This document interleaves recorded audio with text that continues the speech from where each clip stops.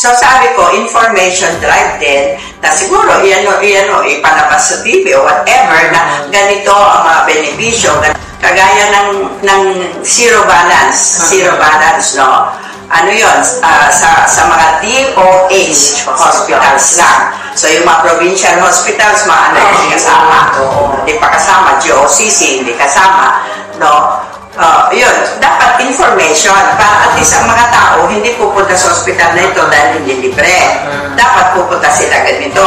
Yan, information ho, kailangan natin, secretary niyan, kako.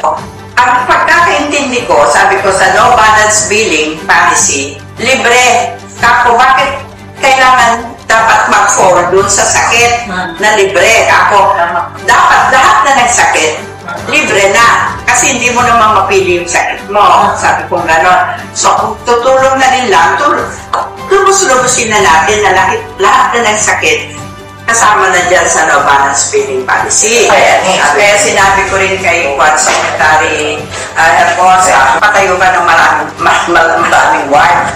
Kako kasi yun pala ang mga kulang pa rin 90% ng oras. Kaya sabi ko, magpatayo kayo, maghingi kayo ng budget na kailangan nyo magpatayo ng mga wards para ma-avail ng pasyente yung mga packages.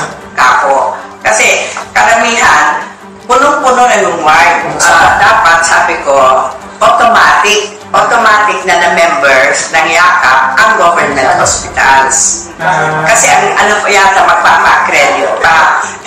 Kagaya naman nasa liblib naman na hospital kung saan sa mga probinsya na hindi naman nila alam na magpa-accredit sila. Wala na, hindi na ma-avail ni yakap.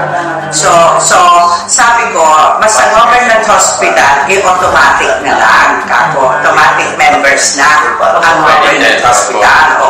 Ngayon, yes, automatic yakap provider. Ngayon, ang private at saka private hospitals and private clinic, that's the time na dapat accredited sila ng ano. Magandang suggestion yan ko.